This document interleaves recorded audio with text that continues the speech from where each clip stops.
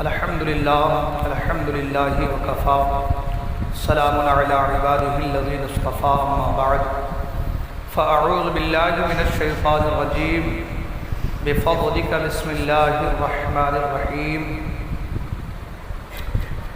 ان اولیاءہ الا المتقون آمنت باللہ صدق اللہ المولانا العلی العظیم وصدق رسوله النبی الامین الامی المکین المتین المبین الرؤوف الرحیم الکریم۔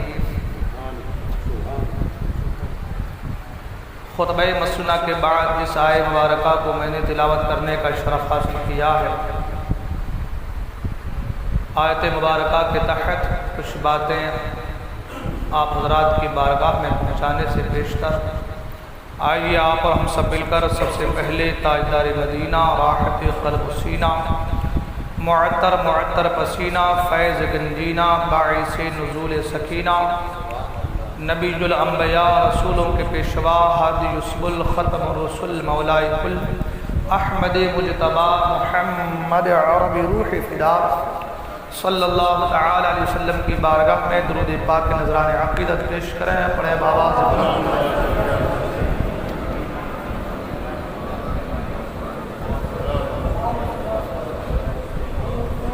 اللهم صل على سيدنا مولانا محمد وعلى الجود والكرم وانبع العلم والحلم والحكم وآله الكرام وابنه الكريم بارك وسلم صلوا عليه صلاة وسلام عليك يا رسول الله صلى الله تعالى عليه وسلم۔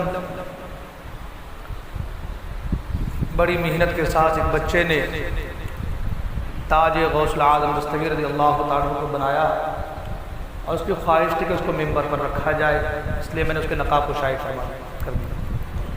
حضرات محترم، آئیے سب سے پہلے حصول برکت کے لیے منقبت غوث اعظم رضی اللہ تعالیٰ کے دو تین اشعار پیش کرنے کی سعادت حاصل کر رہا ہوں، توجہ کا طالب ہوں، توجہ کے ساتھ سماعت فرمائیں۔ غوث الورا کی محفل، غوث الورا کی محفل جو بھی سجا رہے ہیں، غوث الورا کی محفل جو بھی سجا رہے ہیں، غوث الورا کی محفل جو بھی سجا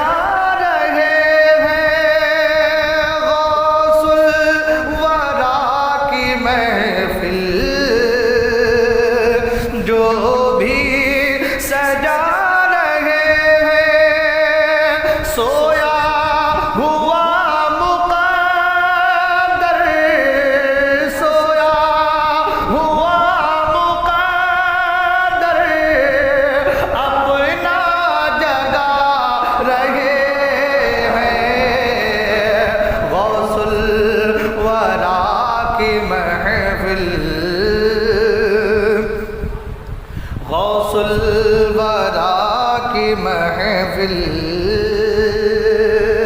اور پیران پیر ہے وہ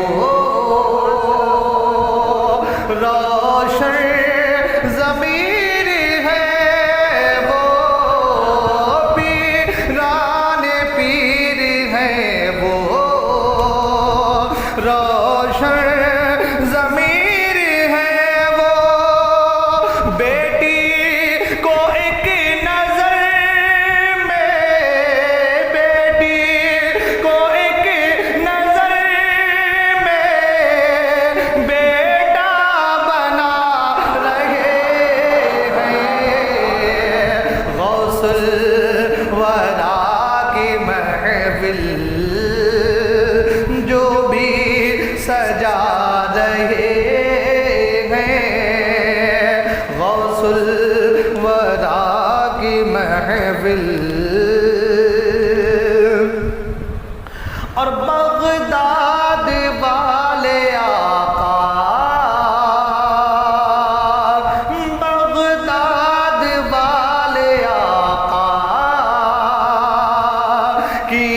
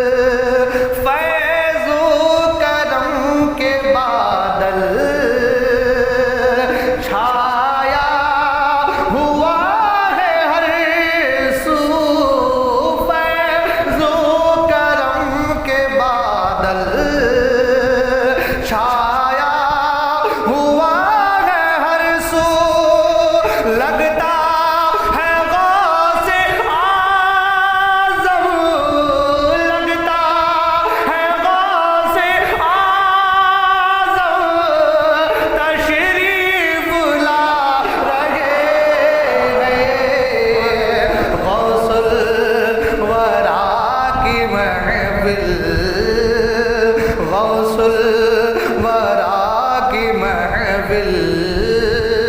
اور حقیقت کے آئینے میں یہ شعر کچھ مطلب حضرات، غوث الورا کی محفل وہ 12 سال ڈوبی،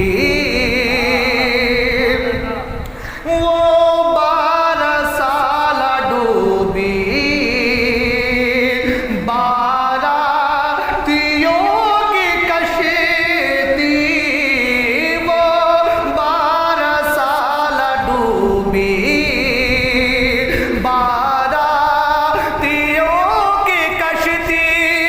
سرکار غوث اعظم، سرکار غوث اعظم پل میں تیرا رہے ہیں. غوث الورا کی محفل، غوث الورا کی محفل. اور آخری شعر واقعات کی روشنی میں سماعت کر لیں حضرات. تم دیکھتے ہو جن کو، حضرت بہلول دانا کا واقعہ تو آپ نے کہا کے سامنے رکھا سماعت کریں. تم دیکھتے ہو جن کو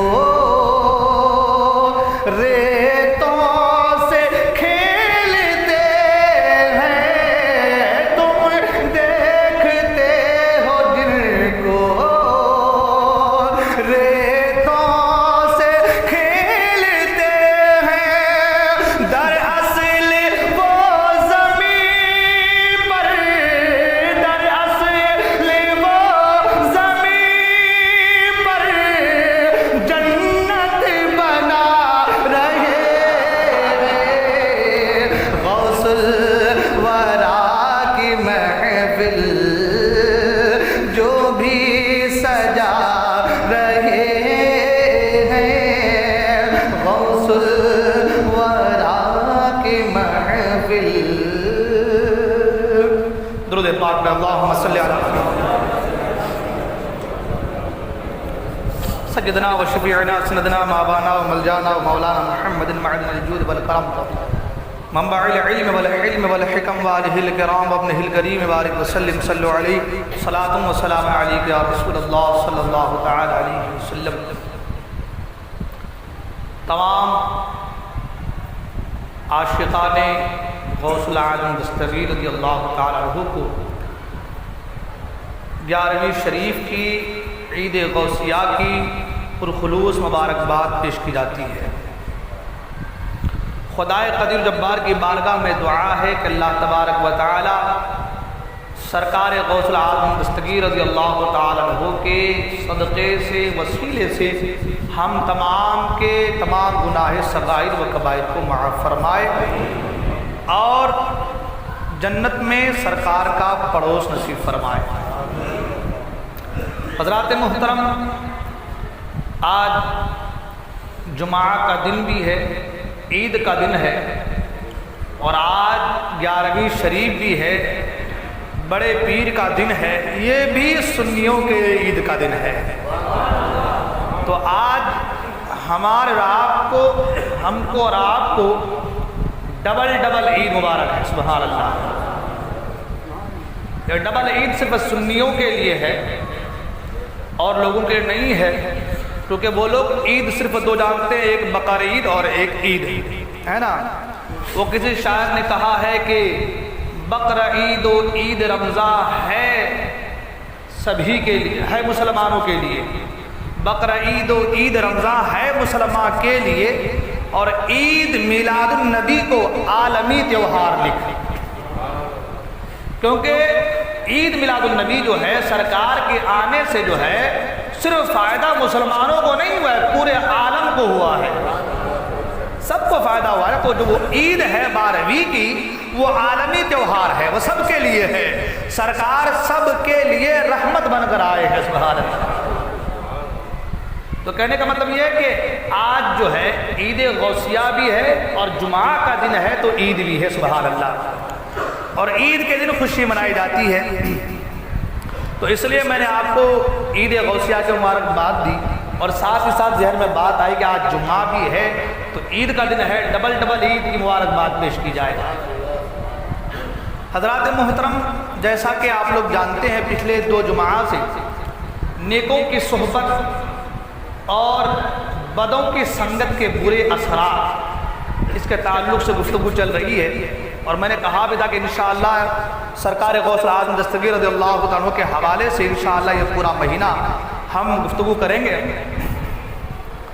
اور بات تو یہ ہے کہ بھئی اولیاء اللہ کی بات اگر ہم ساری زندگی اسی کو مضمون بنا لیں اور اسی عنوان پہ گفتگو کرتے ہیں تو ہماری زندگیاں ختم ہو جائیں گی، مگر عنوان ولایت جو ہے وہ مکمل نہیں ہو سکتا۔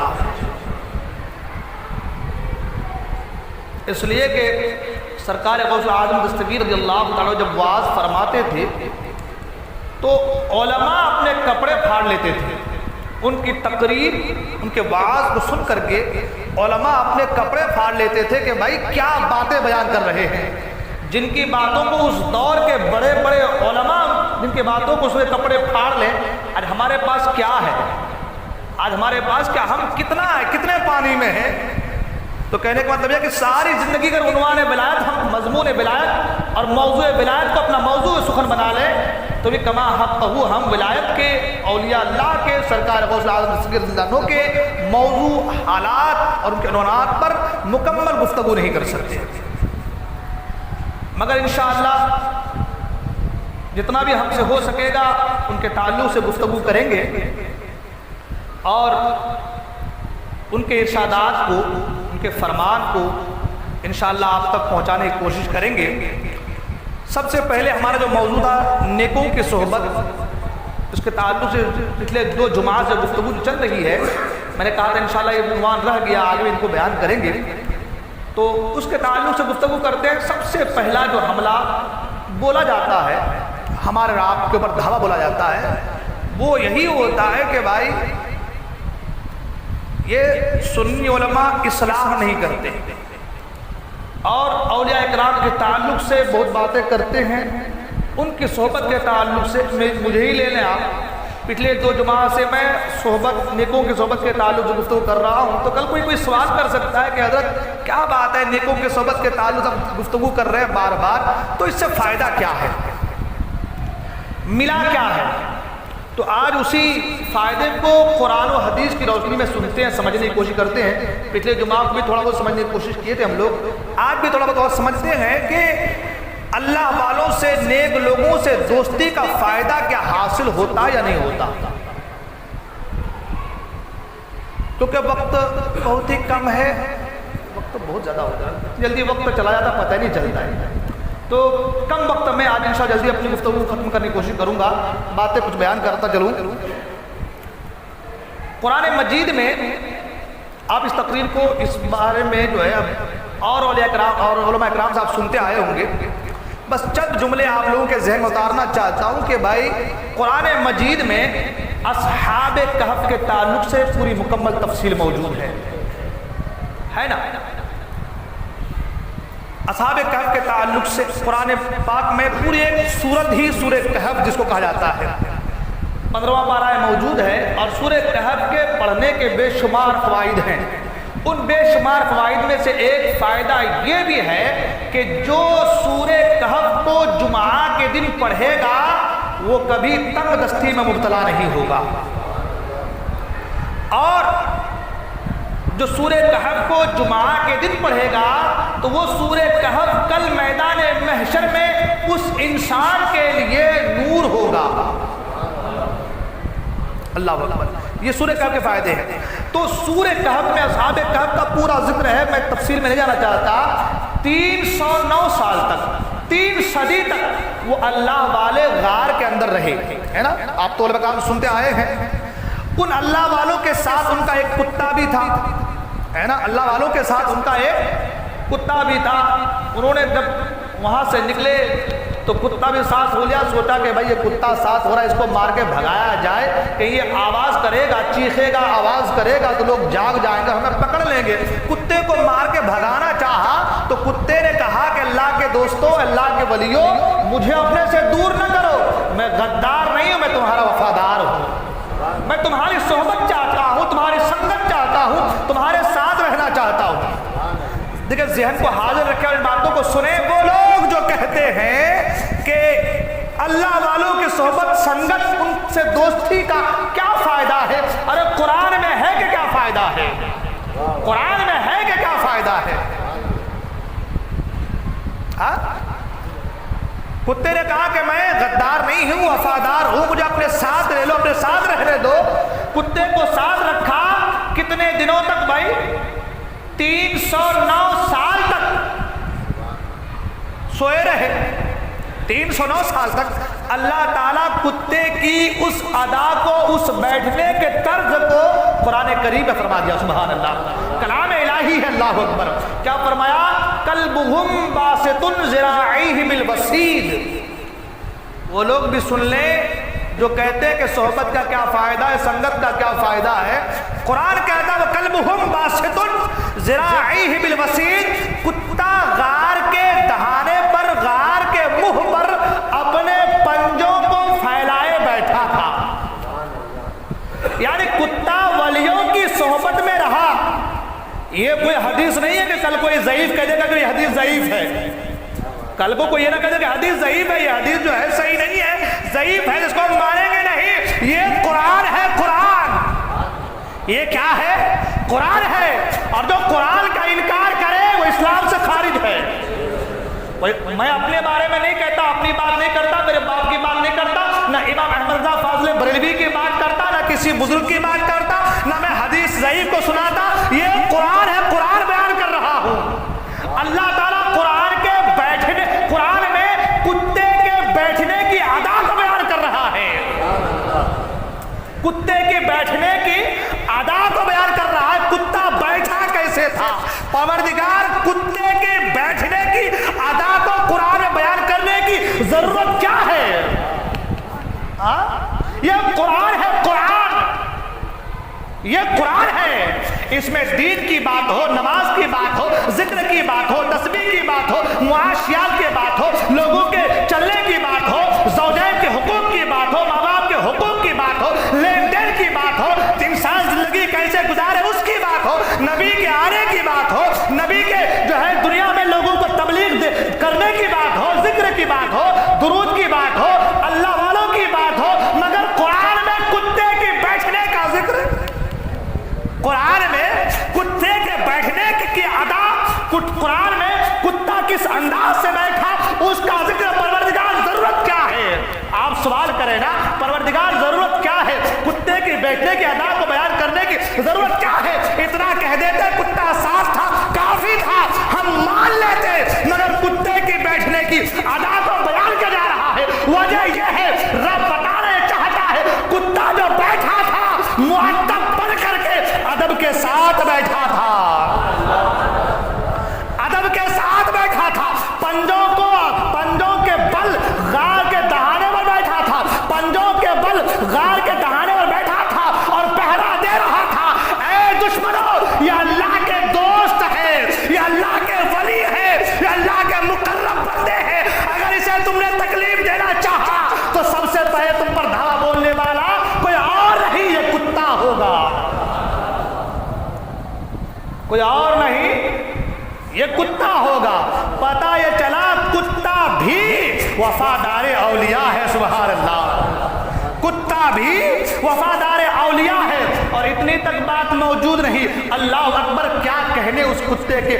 آج ہم کہتے ہیں نا، امام احمد رضا فاضل بریلوی نے اپنے آپ کو سگ لکھا ہے، کتا کہا ہے، تو لوگ کہتے دیکھو دیکھو اشرف المخلوقات ہو کر کے کتے کی بات کرتے، اپنے آپ کو سگ لکھتے ہیں۔ ہم نے کہا نادار، یہ جو چلتا پھرتا کتا ہے، ہم اس کتے کی بات نہیں کرتے ہیں، ولایت کی دہلیز کے کتے کی بات کرتے ہیں، جو غوث اعظم کے در کا کتا ہوتا ہے، جو غوث اعظم کے ولایت کی دہلیز کا کتا ہوتا ہے، اس کا مقام اتنا بلند و بالا ہو جاتا ہے، ساری دنیا اس سے خوف کھاتی نظر آتی ہے۔ اعلیٰ سرکار فرماتے ہیں کیا دبے جس پہ ہدایت کا ہو پنجہ تیرا، شیر کو خطرے میں لاتا نہیں کتا تیرا۔ یہ چلتا پھرتا کتا جسے ہمارا بھگاتے، یہ کتا نہیں، یہ ولایت کے تحلیل کا کتا ہوتا ہے، اس لیے کہ خیرات جو ملتی ہے بزرگان دین کے در سے ملتی ہے۔ اچھا ایک بات مجھے بتائیں، آپ کسی کے مہمان جائیں، فون کریں کہ بھائی ہم آپ کے مہمان آ رہے ہیں، ہم لوگ 4 آدمی، ہمارے ساتھ ایک کتا بھی ہے، کوئی کہتا ہے کہ بھائی ہم لوگ 4 آدمی ہیں، آپ کوئی کتا پال رکھا ہو آدمی، ہمیشہ کتا اس کے ساتھ رہتا ہو، اور وہ مہمان جا رہا ہے، 4-5 آدمی کہیں پہ مہمان جا رہا ہے دعوت میں، اب فون کر دیا کہ بھائی ہم لوگ آ رہے ہیں، کھانا وانا تیار رکھنا، تو کتنے لوگ آ رہے ہیں بھائی آپ لوگ؟ اتنی ہی کا کھانا بنائیں گے، تو کہتے ہیں ہم لوگ 4 لوگ ہیں اور 5واں ہمارا کتا بھی ہے، ایسا کہتے ہیں کیا؟ اگر کہیں گے کہ بھائی 5واں ہمارا کتا ہے تو بولیں گے آدمی کا اسکرو ڈھیلا ہو گیا ہے نا بھائی، تھوڑا وائر شارٹ ہے تھوڑا سا، یہ کیا باتیں کر رہا ہے؟ کتے کا ذکر انسانوں کے ساتھ ہے نا، کیا بات کہیں گے کہ اسکرو ڈھیلا ہو گیا بھائی، آدمی شارٹ سرکٹ نظر آتا ہے بھائی، یہ کون سی بات ہے؟ کتا آ رہا ہوگا، لیکن انسانوں کے ساتھ کتے کا ذکر کرنا کیا یہ بے موضوع بات ہے، یہ بے موضوع بات ہے، انسانوں کے ساتھ کتے کا ذکر کرنا بے موضوع بات ہے، لیکن قربان جائے سبحان اللہ، اللہ کے ولیوں پر کیا شان ہے سبحان اللہ۔ اللہ فرماتا ہے وَيَقُولُونَ ثَلَاثَةٌ رَابِعُهُمْ كَلْبُهُمْ، قرآن میں ہے سورہ کہف میں، اللہ فرماتا کچھ لوگ کہیں گے، وَيَقُولُونَ لوگ کہیں گے، ثَلَاثَةٌ وہ 3 تھے، رَابِعُهُمْ كَلْبُهُمْ اگر وہ 3 تھے تو چوتھا ان کا کتا بھی تھا۔ یہ میں نہیں کہہ رہا، ضعیف حدیث بیان نہیں کر رہا، امام احمد رضا کی بات نہیں کر رہا، قرآن پڑھ رہا ہوں، قرآن۔ اور اگر اب بھی تم نہ سمجھو، آج کہتے ہیں ہم جماعتی ہیں، ہم کو تو بھائی ناز ہے کہ ہم جماعتی ہیں، ہم ادھر ادھر نہیں بھٹکتے، نادان، جو ولیوں کی بارگاہ سے پھرتا ہے بھٹکتا ہی رہتا ہے، جو تیرے در سے یار پھرتے ہیں در بدر یوں ہی خار پھرتے ہیں، جو تیرے در سے یار پھرتے ہیں در بدر یوں ہی خار پھرتے ہیں، اور اس گلی کا گدا ہوں میں جس میں، اس گلی کا گدا ہوں میں جس میں مانگتے تاجدار پھرتے ہیں، مانگتے تاجدار پھرتے ہیں۔ کہا وَيَقُولُونَ ثَلَاثَةٌ رَابِعُهُمْ كَلْبُهُمْ لوگ کہیں گے کہ وہ 3 تھے، اگر 3 تھے چوتھا ان کا کتا بھی تھا۔ پروردگار 3 کا ذکر، تیرے اللہ کے ولی ہیں، تیرے ولی ہیں، تیرے دوست ہیں، تیرے مقرب بندے، 3 کا ذکر کافی تھا، کتے کو کیوں؟ آگے کہا نہیں وَيَقُولُونَ خَمْسَةٌ سَادِسُهُمْ كَلْبُهُمْ کچھ لوگ کہیں گے کہ وہ 5 تھے، اگر 5 تھے تو چھٹا ان کا کتا بھی تھا۔ اتنے تک بس نہیں، آگے کہا وَيَقُولُونَ سَبْعَةٌ وَثَامِنُهُمْ كَلْبُهُمْ کچھ لوگ کہیں گے وہ 7 تھے، اگر 7 تھے تو 8واں ان کا کتا بھی تھا۔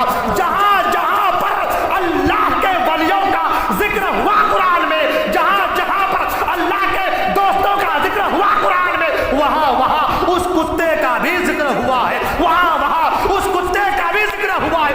ایک کتا ولیوں سے پیار کر لے، ولیوں کا ادب کر لے، ولیوں کی تعظیم کر لے، ولیوں سے محبت کر لے، قرآن میں اس کا تذکرہ آ سکتا ہے۔ ہم اشرف المخلوقات اگر اللہ والوں سے پیار کر لے تو انشاءاللہ ہمارا بھی بیڑا پار ہو سکتا ہے،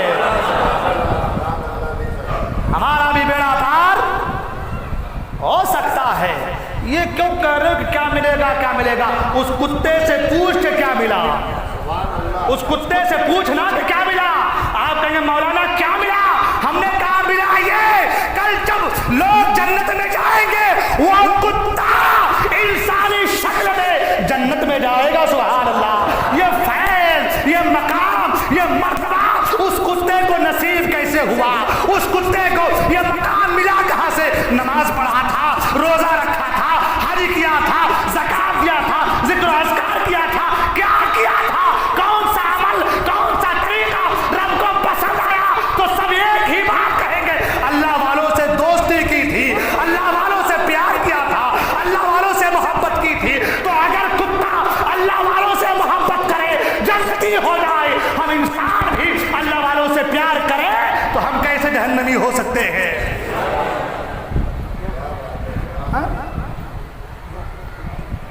ہم کیسے جہنمی ہو سکتے ہیں؟ کہتے ہیں بھئی شرک کر رہے، شرک کر رہے، قرآن کو پڑھنا کتے نے کون سا شرک کیا تھا؟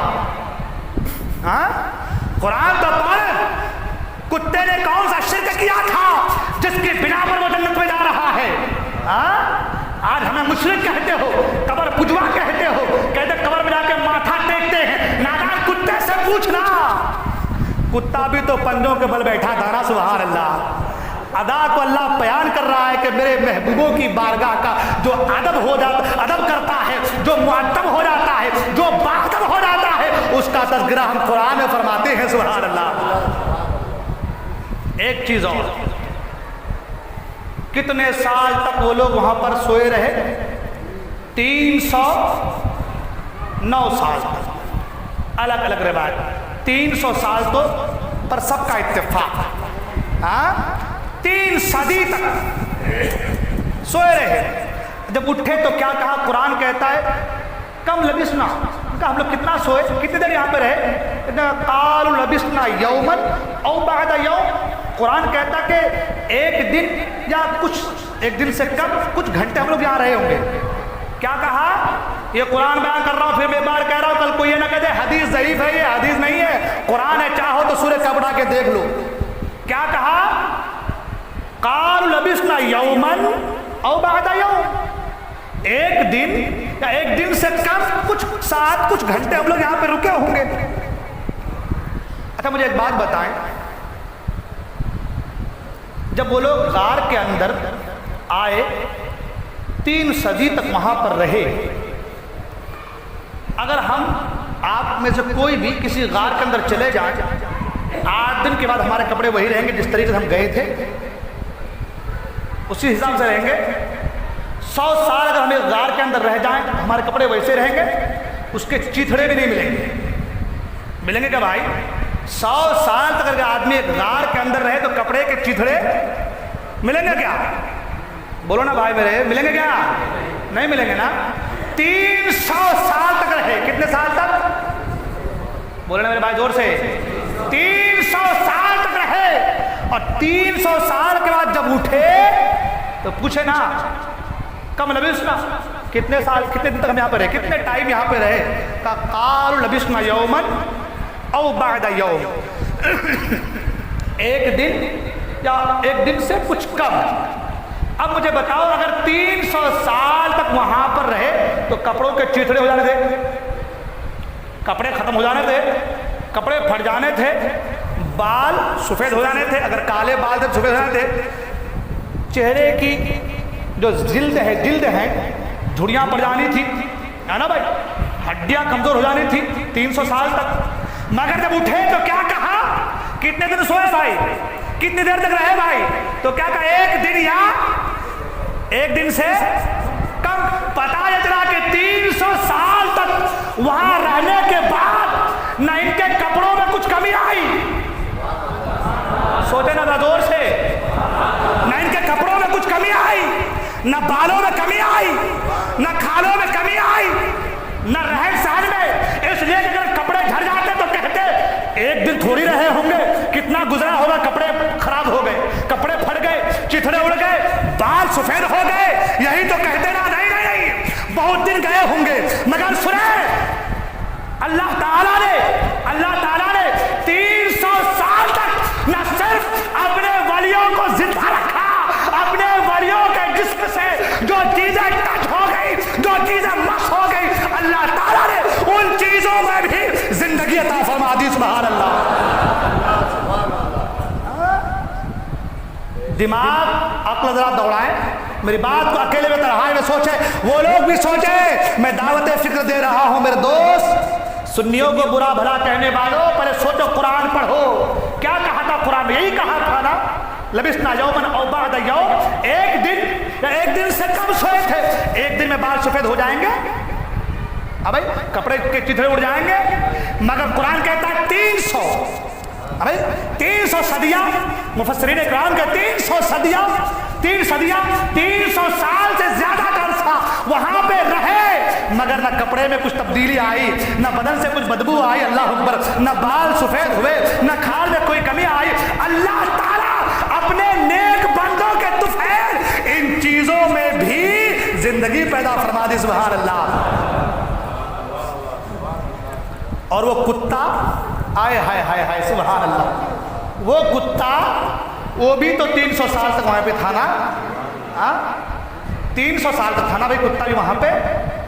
کتا ہمارے یہاں کا 300 سال جیتا ہے کیا؟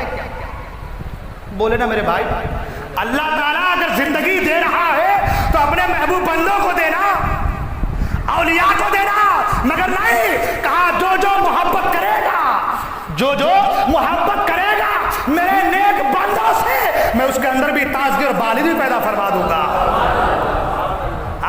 وہ 300 سال تک رہے، کپڑوں میں جان پیدا ہو گئی، کتے میں جان پیدا ہو گئی۔ آج اللہ والے سے جو بھی جڑتا ہے وہاں وہ لوگ جڑے، وہاں کپڑا جڑا، وہاں جب کتا جڑا، جان پیدا ہو گئی۔ آج اللہ والے قبر میں آرام فرما ہے، جو وہاں جاتے ہیں قبر میں رہ کر کے ان کو فیض پہنچاتے رہتے ہیں۔ ارے جب کتے کو زندگی مل سکتی ہے، بے جان کپڑے کو زندگی مل سکتی ہے، انسان وہاں جائے تو ان کے وسیلے سے اللہ اس انسان کے عمر کو بڑھا نہیں دے گا؟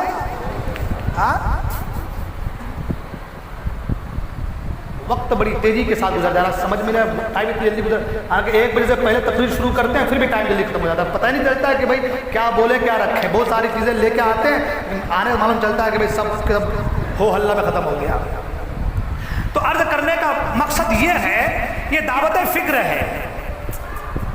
وہ لوگ جو تانا کشی کرتے ہیں، وہ لوگ جو نئی نئی باتیں لے کر کے آتے ہیں، بہت ساری چیزیں میرے پاس بولنے کے لیے، ہزاروں احادیث مبارکہ، سینکڑوں احادیث مبارکہ اولیاء اللہ کے تعلق سے ہیں۔ کس کس کو حدیثیں بعد میں بیان کریں گے انشاءاللہ، پہلے قرآن سے ہی سمجھتے ہیں نا، پہلے قرآن سے ہی سمجھتے ہیں نا، بعد میں ایسے بیان کریں گے، کیونکہ آج تو لوگ حدیثوں کو بھی ضعیف کہہ دیتے ہیں، بھائی یہ ضعیف ہے، اس کے راوی برابر نہیں، یہ فلاں ہے، یہ دھماکہ ہے۔ اب قرآن کو تو ضعیف نہیں کہہ سکتے نا، ہاں بھائی قرآن کو تو ضعیف نہیں کہیں گے نا کہ قرآن کے میں کچھ ضعیف ہے، کچھ راوی اس میں صحیح نہیں ہے۔ ارے قرآن تو سبحان اللہ نازل رب نے کیا اپنے محبوب پر، سبحان اللہ، اور کہا انا نحن نزلنا الذکر وانا لہ لحافظون، بے شک ہم نے اسے نازل کیا اور ہم ہی اس کی حفاظت کرنے والے ہیں۔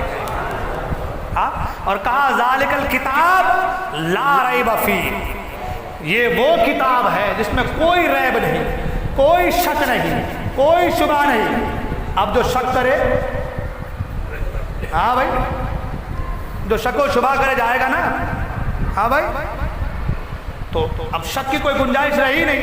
اب قرآن کہہ رہا ہے کہ اللہ والوں سے کتا دوستی کر رہا ہے، جنتی ہو رہا ہے، کتا دوستی کر رہا ہے، زندگی مل رہی ہے، کتا دوستی کر رہا ہے، کتے کا ذکر قرآن میں آ رہا ہے، سبحان اللہ۔ اب مجھے بتائے کہ جانور اگر دوستی کر لے تو اس کا ذکر قرآن میں آئے، وہ جنت میں جائے، تو ہم کیسے نہ اللہ والوں سے محبت کریں، کیسے نہ اللہ والوں سے پیار کریں، کیسے نہ اللہ والوں سے محبت کریں۔ کتے کو زندگی مل رہی ہے، جب کتے کو اللہ والوں کے ذریعے سے زندگی مل رہی ہے تو جن کے ذریعے سے زندگی مل رہی ہے ان اللہ والوں کی زندگی کا کیا کہنا، سبحان اللہ۔ ابھی ہمارے یہاں ہوا، دور جانے کی ضرورت نہیں، آپ کے یاول میں خواجہ مسجد کے پاس جو قبرستان ہے، اسی قبرستان میں ابھی کچھ دن پہلے ہی ہمارے حاجی یعقوب سیٹھ صاحب اور ہمارا ان کے والد صاحب کا انتقال ہوا۔ قبر جب کھودی گئی، مجھے ظفر سر نے بتایا، کچھ لوگوں نے بتایا، جنازہ پڑھنے کے بعد جب قبر کھودی گئی تو ان کے قبر کے بازو میں آپ کے یاول کے ہی کسی استاد تھے، وہ جو پڑھاتے لوگوں کو درس دیتے تھے، ان کی قبر تھی۔ تو قبر کھودتے کھودتے ان کی قبر بھی کچھ کھود دی گئی، تو دیکھا کہ ان کا جو کفن تھا ویسے ہی تھا جیسا کہ ان کو آج سے 80-90 سال پہلے دفن کیے تھے۔ میں کہیں اور کی بات نہیں کروں گا، ادھر ادھر بات لوگ فالتو بولتے رہتے، بیکار جھوٹ باتیں کرتے ہیں، کہیں جانے کی ضرورت نہیں۔ آپ کے یاول کی بات کر رہا ہوں، آپ مجھ سے نہیں تو آپ بزرگ لوگ ہیں، حاجی صاحب وغیرہ ہیں، ظفر صاحب وغیرہ، ان سے آپ پوچھ لیجئے گا۔ انہوں نے مجھے خود بتایا کہ جب جو ہے قبر کھودی جا رہی تھی تو ان کا قبر بھی تھوڑا سا کھل گیا، تو کفن ویسے کا ویسے ہی تھا جیسا کہ 80-90 سال پہلے۔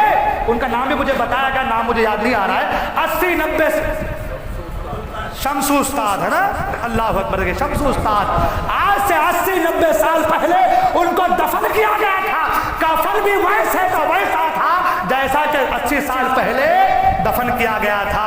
اسی لیے شاعر نے کہا ہے نا، محمد کے غلاموں کا کفن میلا نہیں ہوتا، زمین میلی نہیں ہوتی، زمن میلا نہیں ہوتا، محمد کے غلاموں کا کفن میلا نہیں ہوتا۔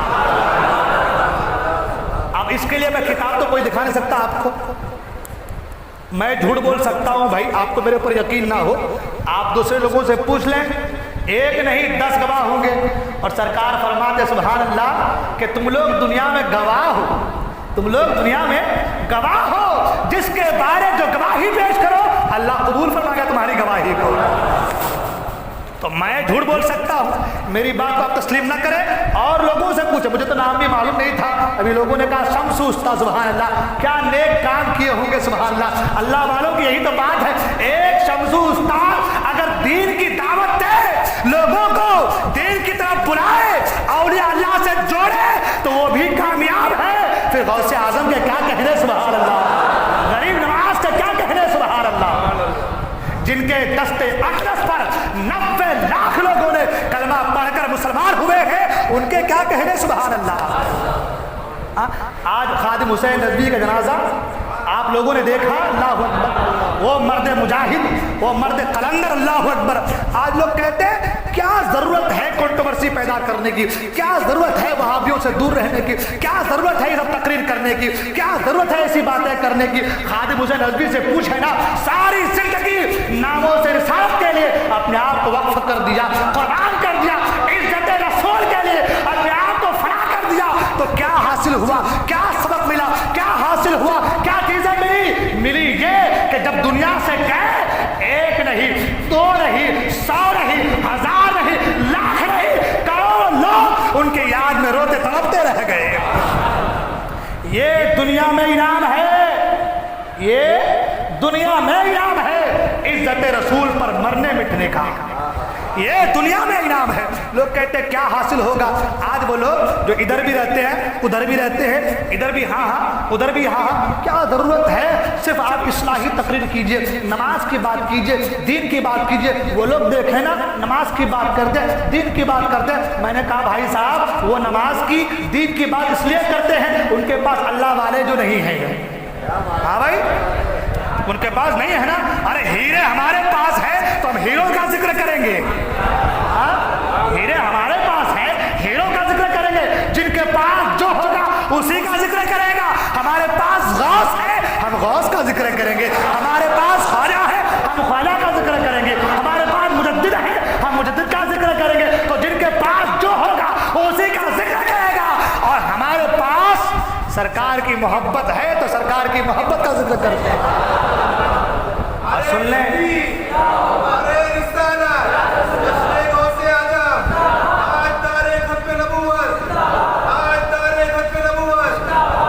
ایسے ہی نہیں کہا سرکار نے، اللہ کی سرتاب قدم شان ہے یہ، انسان نہیں انسان، وہ انسان ہے یہ۔ قرآن تو ایمان بتاتا ہے انہیں، ایمان یہ کہتا ہے میری جان ہے یہ، ایمان یہ کہتا ہے میری جان ہے یہ۔ تو اگر ایمان چاہتے ہو تو جو جان ایمان ہے ان کی عزت میں مرنے مٹنے کا حوصلہ پیدا کر لو۔ جس دن تمہارے اندر جان ایمان کے لیے مرنے مٹنے کا حوصلہ جذبہ پیدا ہو جائے گا، انشاءاللہ تمہارے دلوں میں ایمان کی شمع روشن ہوتی نظر آئے گی۔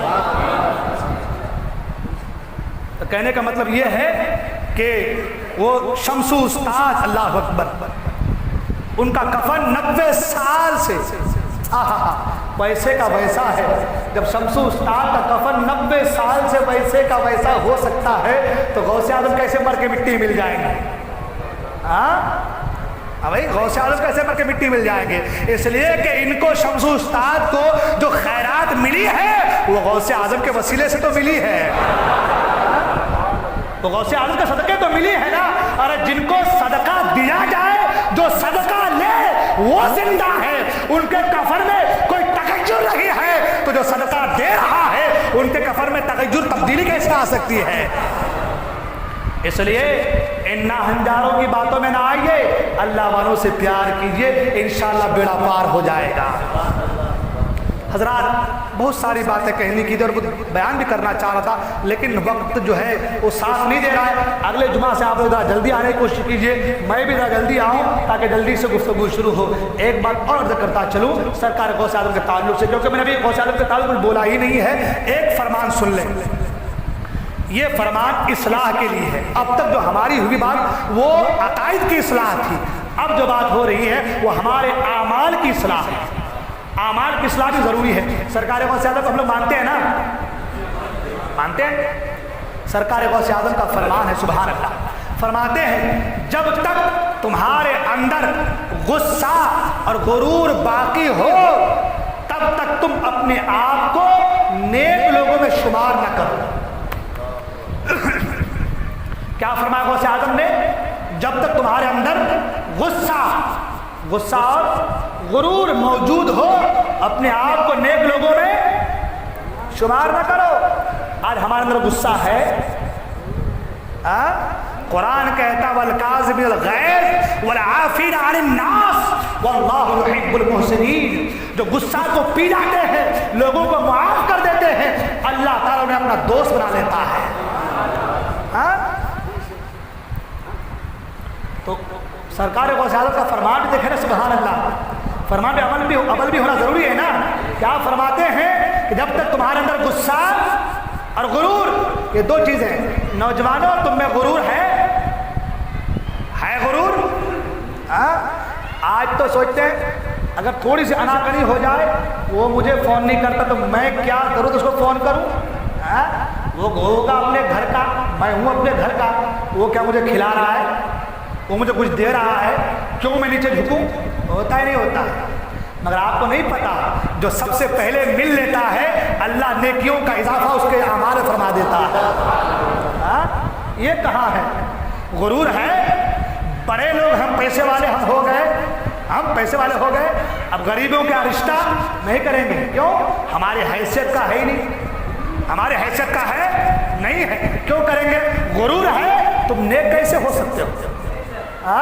نیک لوگوں میں شمار کیوں کرتے ہو؟ یہ میں نہیں کہتا، میرے غوث فرماتے ہیں، سبحان اللہ، یہ میرے غوث کا فرمان ہے۔ غوث کے عاشقوں، غوث کے چاہنے والوں، غوث کا فرمان ہے جب تک تمہارے اندر غصہ اور غرور موجود ہو اپنے آپ کو نیک لوگوں میں شمار۔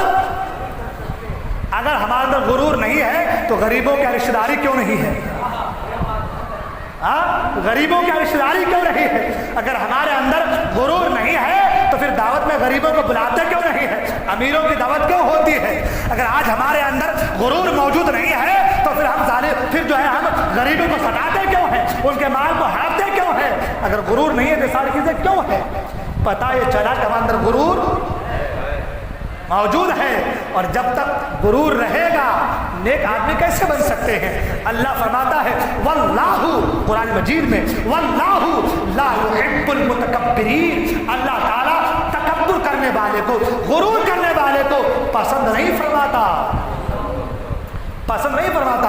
اللہ تبارک تعالیٰ پسند اسے فرماتا ہے جو عاجزی کرتا ہے، اور عاجزی کرنے والا یہ نہیں دیکھتا کہ اس کے پاس مال کتنا ہے، یہ دیکھتا ہے اس کی لڑکی نیک دیندار ہے کہ نہیں ہے، اس کے اخلاق بہتر ہے یا نہیں ہے، یہ نماز کی پابند ہے یا نہیں ہے، یہ شریعت کو فالو کرنے والی ہے یا نہیں ہے۔ اگر آپ نے یہ دیکھا تو پھر میں سمجھوں گا، ہم سمجھیں گے کہ آپ کے اندر سے انا ختم ہو چکا ہے، غرور ختم ہو چکا ہے۔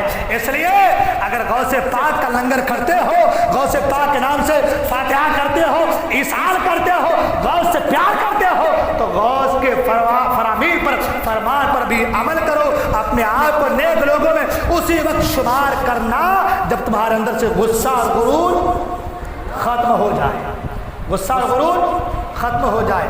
آج ہوتا ہے نا ہمارے یہاں، بات آگے بڑھ گئی انشاءاللہ پھر کبھی، کیونکہ فرامین تو اتنے غوث پاک کے 400 علماء سرکار غوث پاک کے علم کو، فرامین کو لکھا کرتے تھے روزانہ، سبحان اللہ، آئے ہائے، یہ میرے غوث کا علم ہے۔ انشاءاللہ سرکار غوث پاک کے علم کے تعلق سے آگے بیان کروں گا انشاءاللہ۔ سرکار غوث پاک خود فرماتے ہیں درست العلم حتی صرت قطبہ، میں علم حاصل کرتا گیا کہ میں قطبیت کے مقام پر پہنچ گیا، سبحان اللہ۔